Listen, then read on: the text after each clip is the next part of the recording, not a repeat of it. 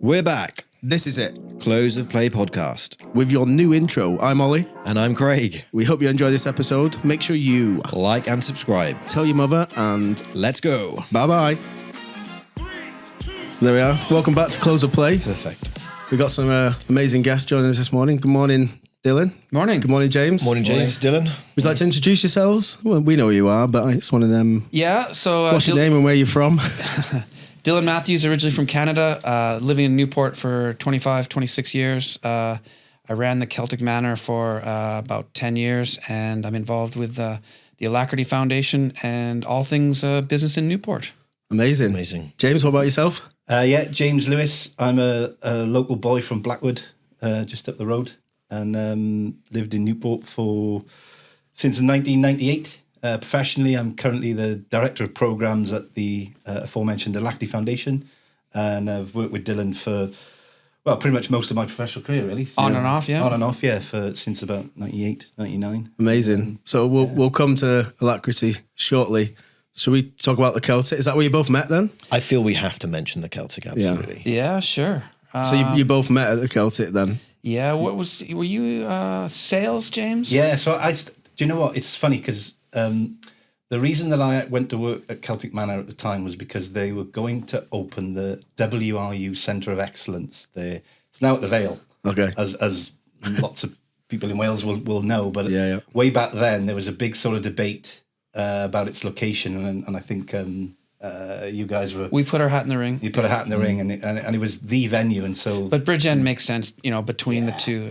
Was it just was it a location based decision then? Because in my eyes, It must have been because we the Celtics we put in a hell of a bid, and no, I think just politically, because it's right in the middle of Cardiff and Swansea, that's the right place for it. Yeah, because that's kind of a whole kind of, it's almost just as big as the hotel itself, kind of what goes on there now. And the Vale have got the whole sports thing wrapped up, so Sure. it makes sense to concentrate it there.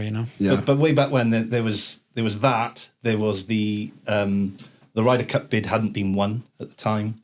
It was a small family hotel that had these huge plans through an extra golf course, another championship golf course on top of the one they already had. But we had no marketing team. You had nothing to do. So this was way back when. This is 1998, so the big concrete thing didn't exist. Yeah. It was just getting built. Yeah. But I remember you worked in the sales office, and I remember talking to you, and it was like, yes, I work in the sales office, but my passion is IT. Yeah. Even back then, yeah. Yeah. No, I think that was probably the. Then you did a spiel. You did a turn with marketing for a while. Yeah, so all in all, I started off front of house actually, and then went to sales. Is that typical hotel culture, as in like once you're in, you kind of... It was at the time. When that's the advantage of any business that's growing in the early stages. The great opportunities. You utilise your team kind of. Yeah. Oh, James is good at this, but do you want to try this kind of thing? And that's what I identified at Celtic Manor is that it was, although there was huge investment at the time, it was only going to get more investment. It was only going to get bigger and bigger. Sure. The Ryder Cup hadn't been won, as I said, and it was attracting all these international conferences that, and a lot of people would say, why on earth would Barclays or, PwC bring their event from London down to Newport? Yeah. Well, the fact is they did, because it's a single place where you've got everything in one spot. Yeah. You've got golf, you've got spa, you've got a purpose-built convention centre, so... it was really exciting, still is. And is it weird looking at it now, like the conversation that we're having and being like, oh, it was only a small team. Reflection. Yeah, well, we were living it at the time. It was good fun. But do you see it differently now? Kind of, obviously. So basically, we had a really good team, but we had operationally, it's such a big beast, and we didn't know what we were doing, so everything was one step forward, and it wasn't particularly well run at the time. When you look at in comparison to now, and so now it's very, very well run. Yeah. But it's almost a traditional business story, as in like you almost have to figure out what you're doing as you're doing it. Absolutely, with the best business plan in the world. Like you don't know what you're trying to create or what everyone's going to want from the Celtic Manor. Yeah, I mean, the skill set you need to run a 5-star hotel. You look at something like Claridge's or any big 5-star hotel. It's Glen Eagles. Yeah, they've got a pedigree and a heritage and a sort of workforce skills base that exists and has built up over time, you know. Pretty much, we were starting from scratch. You start from scratch, you know, and you know, in the region and in the area, the talent. But we had, you know, Terry picked a great location. Yeah. And then you've got the Ryder Cup. So it opened in 2000 and the Ryder Cup was 2010. So you got that 10 years to build towards. Yeah. I'm guessing it was like probably 2 or 3 years. The Ryder Cup itself was a massive kind of, it wasn't a 6 month and then it happened kind of thing. No, it was really, huge. The whole build up was perfect. And we started really to turn that corner around 2005, 2006. Okay. And it was a combination of the Ryder Cup, you know, in terms of the attention and the awareness that it brought. But it also comes back to supply and demand. We did something fundamentally around that time, which was we just lowered our prices and demand started to come through. And then you start dealing with your customers. And then once you get more customers, you figure out how to deal with them better. And then they tell their friends. And so... Yeah. Would you almost say that the Celtic Manor now it was almost... the finished design was based around the Ryder Cup, like some elements were put in place on the basis that was happening at this point? No, I don't think so at all. I think that Terry does some things really, really well. So like he just thinks bigger. So he would think, let's build a big reception. Let's build these wide corridors. He doesn't really think about it was always going to be grand regardless of these amazing events happening, basically. Yeah, so it was let's build it properly, and then let's go look for things to the scale of the place is huge. I remember doing an event last year, photography-wise, and going through what I would call hidden tunnels, and it just goes on and on and on. Yeah, you can have the hide-and-seek world championships there, front of house or back of house. I think the biggest misconception just when you speak to people in general about, obviously everyone knows the Celtic Manor in Newport, and everybody thinks that when there's an event there, they're going to stay there. When actually, isn't there a stat flying around? It's one of like the most highly like booked hotels in the UK. Yeah, like percentage-wise. Occupancy is really high. I mean, basically bringing it up to today, you've got it's you know the biggest private sector employer in the area, but it's and it's a good economic driver. But it's the new convention center is.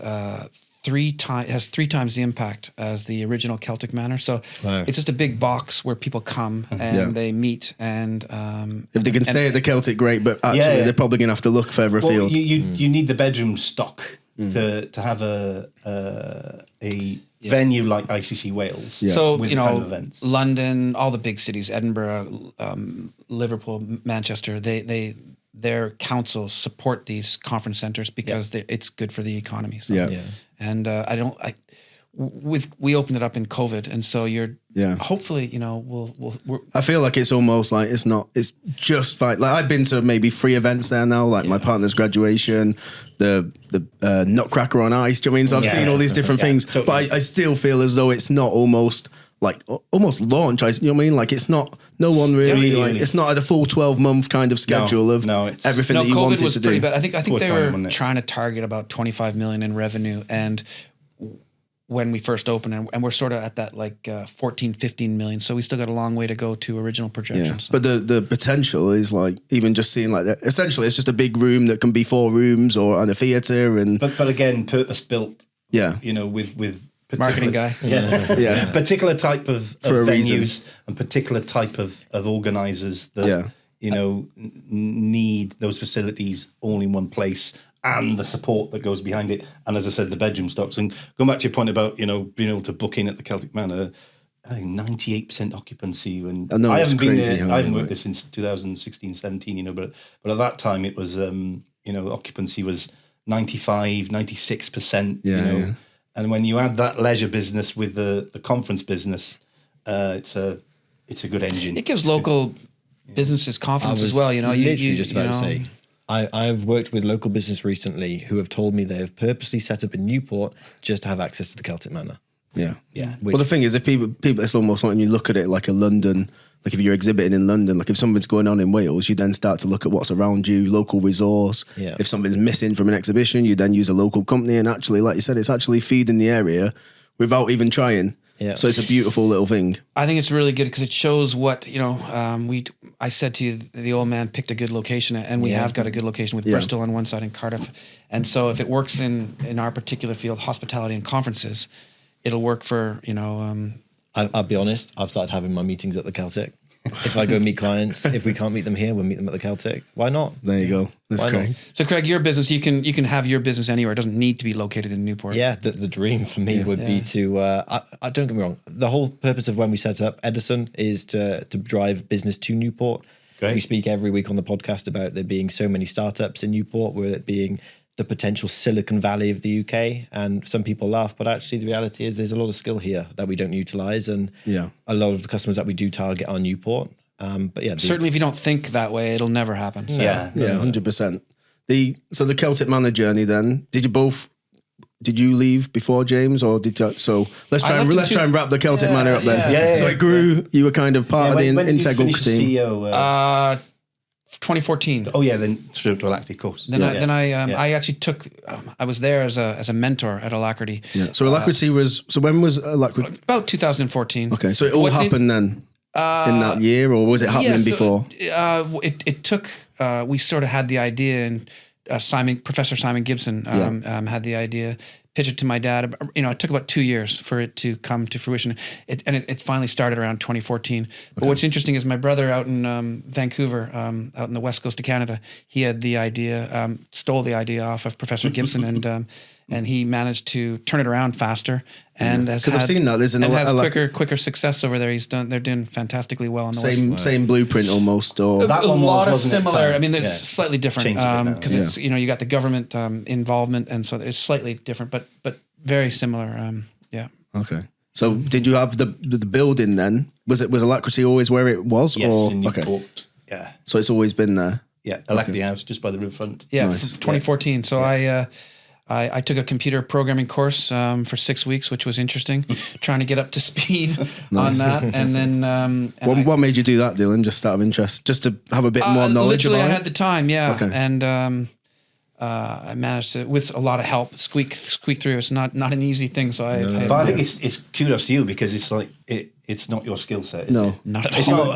You wouldn't even think that was a thing you could do in 6 months. Do you know what I mean? Well, this is it, and that's part of what we're able to do at Alacrity is, we do have these acceleration of skills, especially in coding. Yeah. And the 6-week boot camp bit that we do, back then it was a proper boot camp, as in if you weren't good enough, you did get, shepherds crooked off. So you had to do the work. You had to do the work, yeah. I mean, whether Dylan completed the full assignment, I don't know. Yeah, you got to steal. He said he did it. Borrow and steal. Exactly. It sounded like a struggle, so we'll believe him on that. I could see the instructor looking at me going, But there's a certain logic to being a developer. There is a certain, it's like I'd love to have... Meticulous. Yeah, logical thinking processes, the way that you problem solve. So this is going back to your true love then of like the IT in a way. I'd say I'm less on the development side and more on the sort of project management and sort of But we also put the foundation put the business leads through the boot camp as well. Yeah. And about halfway through, they realize it just gives them an appreciation. After 6 weeks, they really appreciate their tech guys more. Yeah. So the management team understand what's happening basically. That's the theory, yeah. So is this like an incubator almost? Yeah. Well, describe. I'll do the pitch. Yeah. So give you the elevator pitch. What's Alacrity? What is it? Shall I do it, Dill? Yeah. Go on. So Alacrity has a mission to mentor and train the next generation of tech entrepreneurs in Wales, or digital entrepreneurs as we now sort of call them. Okay. Very, very broad and grand statement. How we do and achieve that mission is by running what is now a 12-month program. It's been 15 months in the past, and I can go into the reasons on that. But we have a 12-month intensive program, and that program takes talented individuals from tech and business. There's a sort of third persona around sort of product development that we look at. What's the criteria to come into this? Is this student undergrads? So it used to be graduate. You used to have to be a graduate. But we've softened that view in recent years, and it was a stipulation of the funding that we had via Welsh Government, because there was this sort of perception that talent was getting drawn away from Wales, especially graduate talent. And there's some truth in that, but what we've seen in recent years is that actually it's the other way around, is that within Welsh universities there is a huge amount of talent that stays, that comes and then wants to stay because it's a nice place to live, nice place to be, especially Cardiff, Swansea. If you good links. You can get the fun in the city, and not too far away is green and pleasant land and housing stock that's cheaper than... So it's a 12-month program. You get a bunch of smart people. throw them at Alacrity House by the riverfront. Yeah, lovely place by the way. Yeah, Some you. really cool office pods in there as well. They go through a 6-week coding course, and then we put them into teams, and they go through a 12-month project. And at the end of it, is it a degree now, or what do you get, like a master's or? No, so there's no actual accreditation. Well, there's accreditation, but not degree level. But it's that kind of level. We did look level. at that, but it's quite a complex area to try and practically give a qualification like a it is that master's level though, that kind of education. So the whole thing is a charity. Yeah. So what James does at the Alacrity Foundation is just for the good of the people, and the government puts a bit of money in. My father and Waterloo Foundation and others put money in, and we run this 12-month program. Amazing. And then at the end of it, then you graduate, and some of them will be offered money. Whatever it is, $250,000 to start up a company, and then it becomes a commercial. Is this to the people that are kind of funding it, or they pitch to the Alacrity? So the investment bit's open now. It's almost the idea is good. It's not closed off investment. It's like if anyone's interested, they've got to go to the market and do it. There's an important thing I need to point out, which is that it's all demand led. Yeah, sure. So we're not. The ideas don't have to come from the individuals. Yeah. We work with. You might say, "This. Can you solve this?" Well, it's an issue that exists in industry. Yeah. Either we work with local councils, we work with large organisations, we work with public sector. So it's not like Dragon's Den then. No, not at all. No, or The Apprentice. No, not that either. It's a bit more real life, Joey. Yeah. I mean, it's a little bit more mundane than perhaps those shows might. But nonetheless, the solving opportunity true problems exists. kind of thing. Solving true problems, demand real, genuine issues that exist in industry. So we have one team, unfortunately, come to the final hurdle, they just disintegrated. They decided not to take the money or whatever. They got job offers. No way. Alacrity Foundation then retains the intellectual property for that idea. They can sometimes recycle that to the next team that comes along. So it's not almost business focus. It's like they're focusing on what's in front of them rather than the end goal as such. So we can give them projects, and we do, but it's always nicer when they to me it just sounds like you look after the person, and if they want to go away and they want to explore their avenues, then they're open to it. So it's a good byproduct of us having that approach. Absolutely. Is that we actually end up building teams. Yeah. And individuals, they come as teams, or we form the teams. Hopefully they become companies, but by the end of it, if they're any good, they'll be an organization that's ready for investment, that has potential to then scale and grow at a large scale. We're not looking for everyday businesses. We want a Mitel, we want a Newbridge Networks. Yeah, absolutely. We want something that's going to contribute, employ on a more broader scale. Yeah, and if we could do that times 20, times 30 over the next amazing years. As a technical person myself, we briefly spoke before we started today, and I identified that I used to be an IT project manager. Yeah, I'm just curious to know where does this go in terms of the buzzword now, which is floating around on all social channels, AI. Have you guys started? Is there any companies working on that? Well, see, the important thing that we're about is that we're sector agnostic, and we're also kind of technology agnostic to a point. Okay.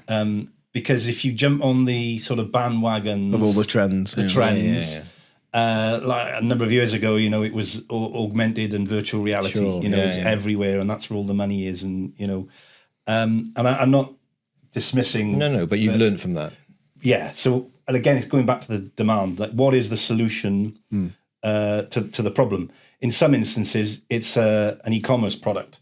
In others, it's a machine learning led algorithm that slowly grows over time and improves and starts to become. But the VCs are definitely looking for AI at the moment. If you want to get money, you should add that to and we use and leverage those buzzwords, where necessary. Is it almost like if you, just for example, a trend comes along, you're probably halfway, 3/4 of a way through another project. So as much as it's cool and you probably could throw it at a person, there's already something bubbling. A lot of these things are iterative. Okay. And we're usually, AI is basically machine learning, and there's a philosophical argument, whether AI will ever truly exist. Can it replace humans fully? Yeah. And really what it's about is it's intensive algorithms that use hundreds and millions of records of data to learn and to understand and to replicate in order to automate and to do cool things that that then become, and Chat GPT is, right at, if you haven't heard of that at the moment, then and some of our teams are building that application, into their application because there's an open API to it, So there is some retrospective sort of thought to it, but cool. For us to strategically say, right, let's do an AI play, it's got to be organic from the demand challenges that we're getting. I think Alacrity has really come on quite a bit in the last couple of years from its promotional, not too many people knew about it 3 or 4 years ago. It's getting a little more well-known.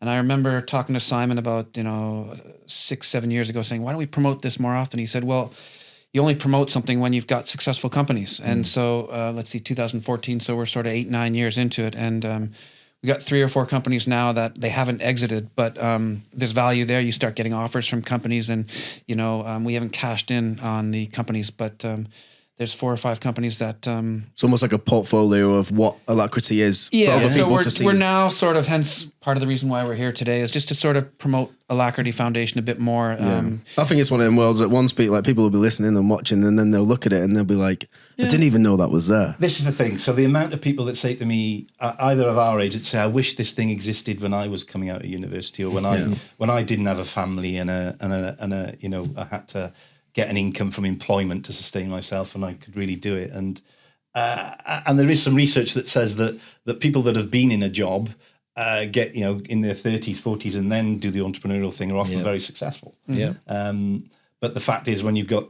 the energy and the time, it's a lot easier in your 20s, and typically we do attract that sort of age group of individual. Although we'd happily take applications and consider anyone of any sort of background.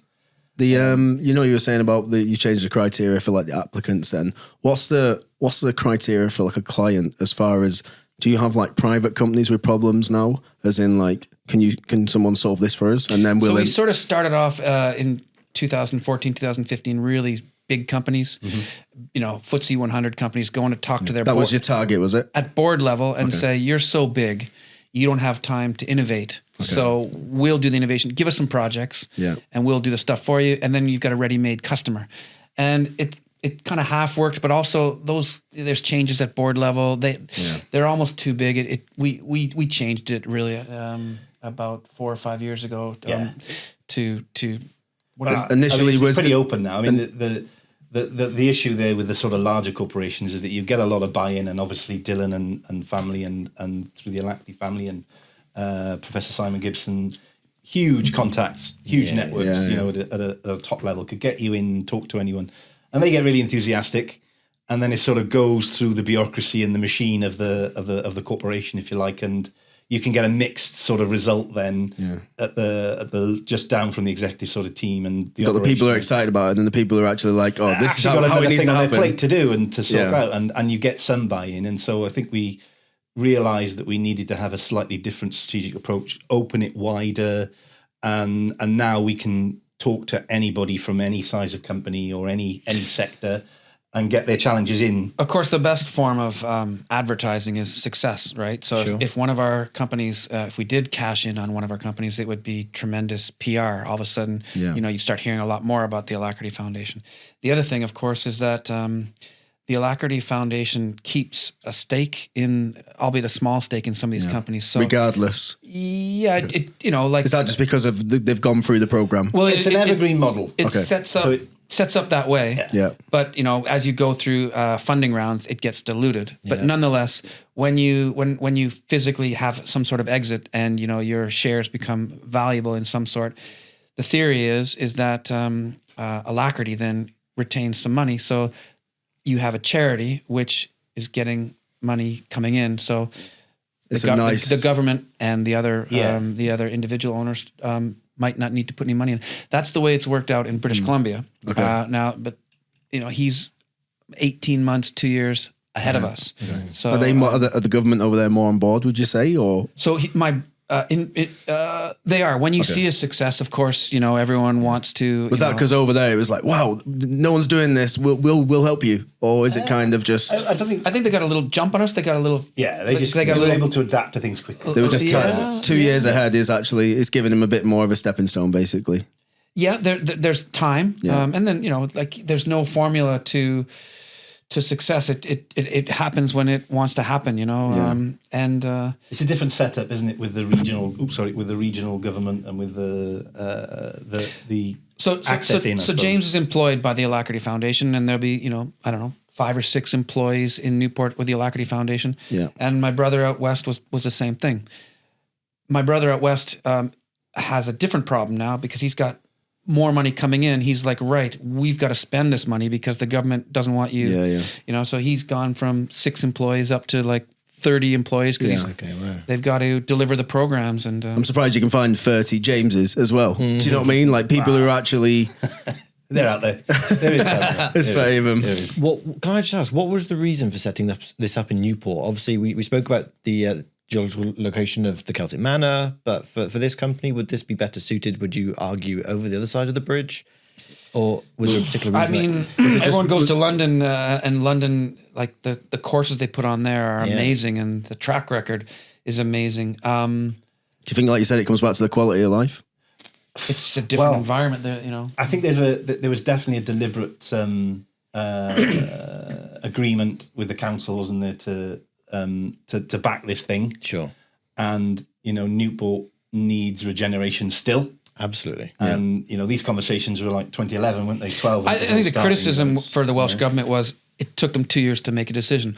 Once they've made a decision since 2014. The best thing they ever did. They've been really great partners, to be fair. Yeah. And is that because just throwing it back to the business podcast, people on their business journeys, do you think it's just when you have something new, people are almost questioning it a bit too much? Or our family have been involved with Welsh government entrepreneurial tech scene for a long, long time. And we've had some things that haven't been particularly successful, good ideas, they haven't been implemented properly. So the government, they look at things and they go, right, why should we, do this again? And they needed some convincing. And so even though you've got a relationship, it's almost like, okay, so why? There's a lot more kind of, almost you've got to back it up even more now because you've done stuff previously. Yeah, I don't want to criticize them, at all, because it's a lot of these things are, when they're new, as you say, and they're different from the norm. They that sort of stuff doesn't win. In the late 90s and the noughties, it was let's build some buildings and then we'll get the tech to go in there. And it doesn't work that way. You start off with the kernel of truth and you get the tech. The tech can be in a room this size kind of thing. It doesn't really matter. And I think that the understanding and the perception of what's needed is slowly starting to the mahogany become desks more clear. Come later, don't they? All that sort of build it and they will come stuff. The legacy of that has taken a while to the perception and understanding of what the true opportunities in doing a model. And the government did that on a bigger scale. Also they built these giant. For the Koreans were going to come in here in 2000. They built a giant thing, and then they didn't.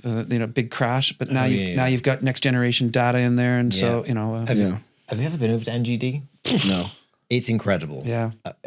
No one knows this is on our doorsteps. Mm-hmm. We have this massive data house where banks, big names store information. Okay. I feel like that's it is like intentionally raised flooring in case of flooding. Bomb-proof doors. It's that much, is it? It's insane. Oh, it's amazing, and also the speed of these big banks. Just a little delay can really cause them big problems. So it's as Craig said, it's a huge asset for this area that we don't really speak too much about. We don't shout about it, do we? No. Well, this is it. And going back to your one Newport, because the Matthews family, IQE and the semiconductor whole compound, thing, whole Newport needs. Everything. Cardiff live in the shadow of Bristol. So as far as the location, then it's almost perfect. I think it is. Given kind of what essentially could you replicate? Have you got any plans to replicate or grow, or do you grow within your building? No, we need if we get some success and we get some money in, absolutely. Yeah, I think it's the real deal. Alacrity Foundation is a fantastic thing. It's a great foundation stone, but it's not if, it's when kind of thing. Yeah, and it needs other. The universities have got to come back to Newport, and we've got to. Well, there's lots to do, but it's one of a few things that are key to the area that that can be that catalyst. Just to expand on that question, you guys are obviously very invested in Newport, which is amazing. I know we should all celebrate that in itself. I just wonder, from your level that you guys are at, what do you see missing in the Newport area that really does affect the people and business? Well, we were chatting about this earlier, and we've talked about it in the past. I think it depends on your vision. Like, what do you want Newport to be, or what could it become? And Dylan has the great phrase of, we've got the building blocks. Yeah. We've got Celtic Manor, we've got Alacrity, we've got IQE, we've got data centers, and we've got a sort of burgeoning and the beginnings of a tech scene. We've got some struggles, obviously with the retail and with what's the city centre, as has everywhere. Lot of other places around the country. And so, what's the link then? Well, this is it. And how do we, what does Newport, want to become, in the future?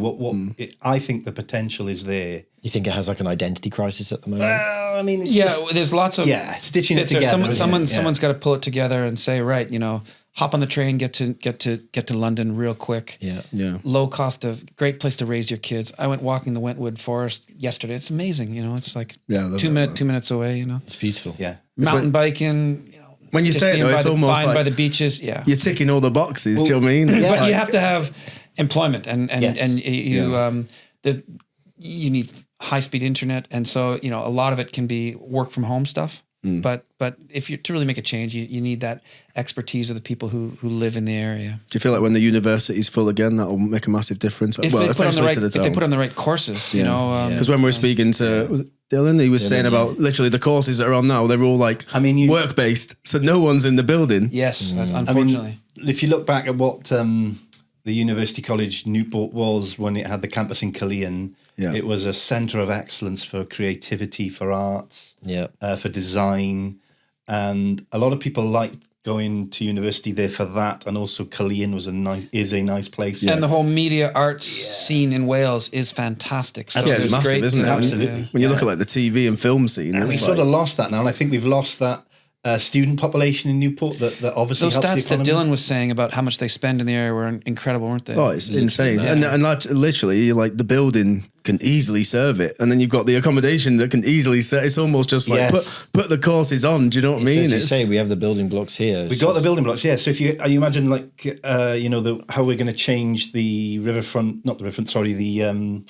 Centre, Coleg Gwent, coming in. Yeah. We had the students as well, so if you imagine the riverfront with Alacrity, the Riverfront Theatre, the university, bustling and full of students. Yeah, the council call it the knowledge quarter, and not just words, like if a proper knowledge quarter. Yeah. And it's there, the vision's there, so everything benefits. Like retail wouldn't struggle. Yeah. Do you know what I mean? I mean, there's, I don't want to get too political here, and I don't want to sound off too much, but Newport Centre, for the replacement venue there, they haven't got an events venue built into it. Yeah, you imagine all the snooker and the music scene that the people of our generation are very used to coming to Newport as a music location, as an events location for the snooker and for you've got the theatre, but then actually it's probably ICC, which is probably the next. Unfortunately, it's not in the town, but it's still and we're the links are easy to do. They're getting better. Again, bedroom stock. You got the McCure Hotel now there. All these building blocks are there, and I think it's just in 24 months we could be in a very lovely position. You've got the vehicles if everybody there. wants it. Do you know what I mean? So you've got the business improvement district, right? Yeah, and the bid are great. That's a great vehicle to attract other funding to. But we've got to use these vehicles to. With footfall comes people like. Down and out the bid, they can start to really work with something because there's humans. If someone's got a business, it's like there could be 10 shops. But actually, if you said, and I think again we mentioned it previously, it's like if there's 5,000 students, you can build more accommodation, you can build more sandwich shops, and actually you can have this attractive offer. Do you want to talk about real briefly the Grow Digital course that Alacrity put on? That's kind of into what you do a little bit. I saw that. Do you know the course that we... Was the last one in Monmouth, was it, that you did? Or? Yeah, so I think it's just... tell us about that. So it's a diversification slightly of what we are, what we do and what we offer. So going back to the evergreen model, we don't want to be continually going to government and saying, fund us because we're going to fund startups that's going to grow the economy. So you're applying for and winning bids to put on really cool courses. Yeah, so we want those companies to grow and be successful, pay back to the foundation. Yeah. And then because we've now got a skill set that we built up over the last 9-10 years in, this is in-house, isn't it? in-house. Yeah, so again, I went on that course. It was 12 weeks. It was like 2-3 hours every week. And there was a grocer, a florist there. There was the Macy's sports store, the sporting goods store. And it's good to see people who are running their business, they're good at what they do, realize that they need to change with the times if they want to grow. So I enjoyed the course. I've just started something called Build Your Brand. And we've got a number of local agencies involved. So why not put ourselves on stage, not against competition. I don't see them as competition. No. There's plenty of business out there. We all specialize and have our own niches. So we put them all together and we took stage and we had the whole event sponsored by Sky. This was a Newport market and it was just full of business owners and very mixed, I would say, in terms of size of the business, from one-man band to teams of 50, etc. Yeah. But actually, they said there was so much education that they got from that. And everyone from start to finish was making notes. It was amazing to see. But actually, and they're on the start of a great education journey. piece. They just got to keep going. 100%, people are hungry for this in Newport. And this is the kind of education that we specialize in terms of, real world, practical, collaborative, sort of style of education. And by working with others, as you say, by seeing them not as competition, by working out what they're doing, by being open about what you're doing and what you want to go and do, you identify the gaps in each other's sort of skill set, and you grow and get better. And that's sort of what our style in Alacrity has always been, is to really get people learning by doing stuff hands on. Yes, there's some things they'll do wrong. But that's all part of it. That's part of it. So there's safe environments. I just think it's a mixture of what you guys are talking about in terms of new skills to push businesses. A mixture of that, which is vital, but also like old school problems, like where can I park? Who do you buy this from? Do you know what I mean? Yeah. And we talk about it all the time, as in, like, actually now it's like the best thing you can do is network. Yeah. Reach out to people, like 100%. Even people that you think, they'd never speak to me. It's like, even if I'm busy, it's like, we'll grab a coffee, and like everyone we've got on, it's like people you think they're telling you how busy they are, but they're like, I'll always make time to help someone. And it's like our network, isn't it? It is a reoccurring theme on the podcast. People say the same thing. It's all about your network. And the more that you start to embrace that and you start to live it, the more you realize actually the day gets easier in terms of awarding new business and actually being able to link with others. Yeah. Just quickly then, grow digital. So this is open now? How many times are you running? Because you've run it is it twice you've done it now, or is it just once? So we did it as part of what's called the Community Renewal Fund, which is the sort of post-Brexit economic and social fund that UK government offer. And this was in Newport, was it? So we did it in Monmouthshire and in Newport. Yeah. And the new fund is called the Shared Prosperity Fund. Okay, but in Newport again for Newport businesses. Well, that's what we're looking to do now in the next 6 or 7 months, is to try and get the funding to put it in place. We do, as a charity, offer that outreach. So people that did and talked about that did the Grow Digital program is paid for.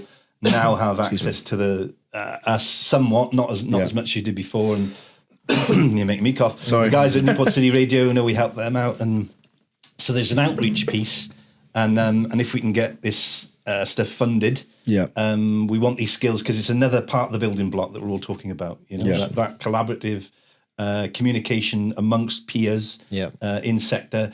Grow Digital is specifically focused on accelerating digital acquisition skills. So understanding search and understanding the power of writing articles, doing stuff like this. And it's partly about introducing people to the sort of concepts and the opportunity, but also strategically sort of telling them what's a waste of time and what's worth their time.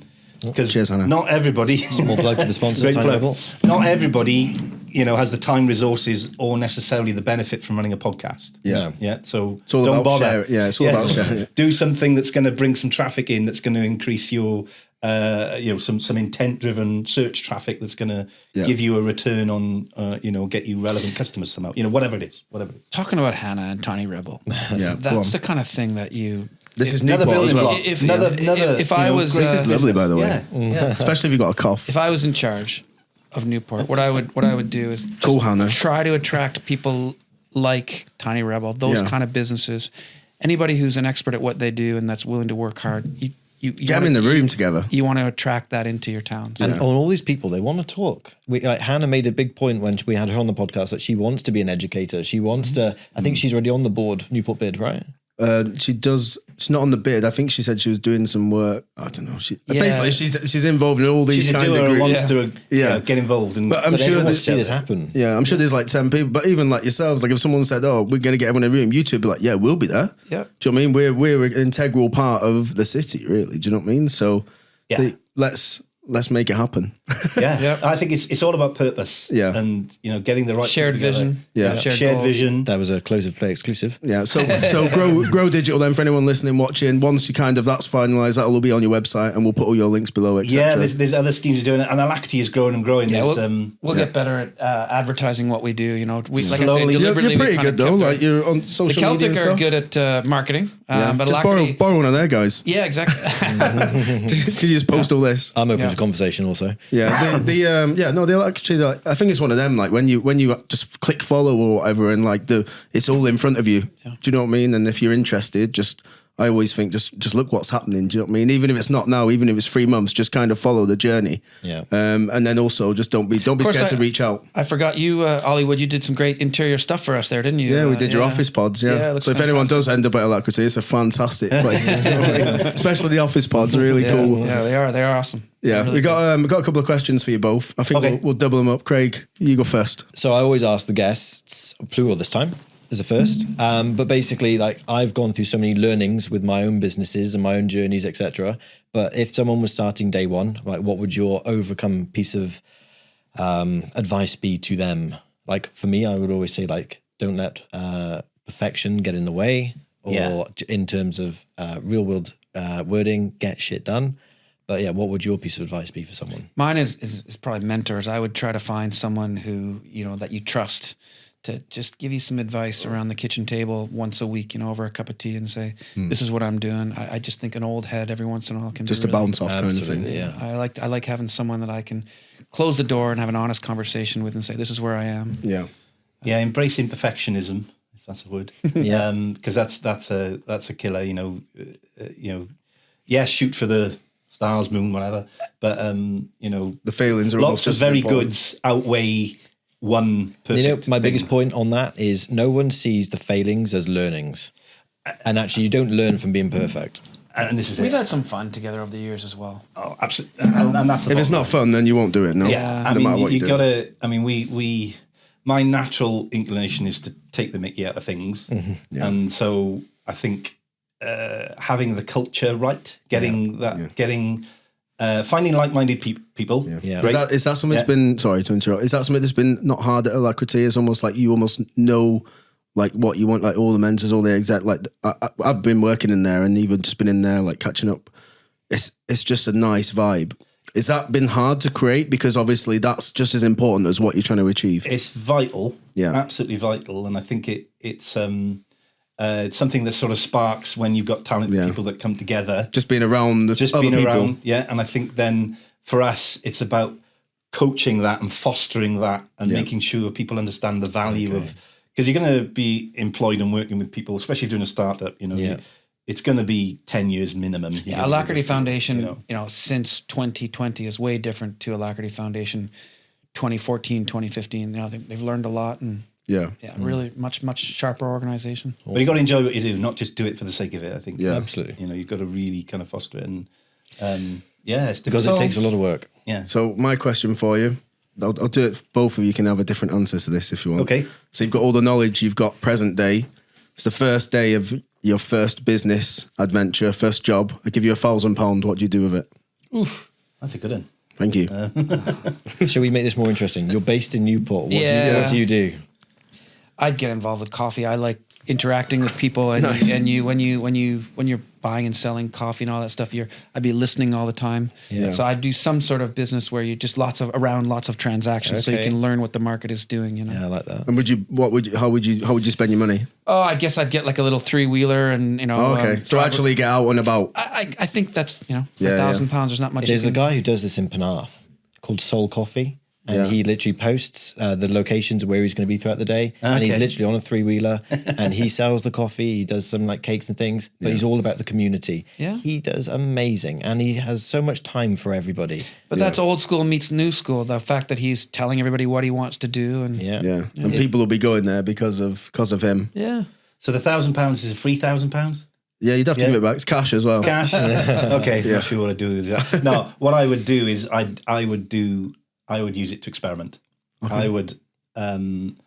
Just kind of on the basis that present day, if it doesn't work, doesn't matter. Yeah, if I got £1,000, right, I'm gonna set something up and I'm gonna test the hypothesis of my business, or one of my main sort of things that I'm worried about. I'd want to test the hell out of it. Nice. And see if. Would you say tech industry? Say that again. Sorry. Would you say in the tech industry? Would I test the tech industry, or would I? Would you stay in tech? Yeah. I think definitely, yeah. And if it worked, what then?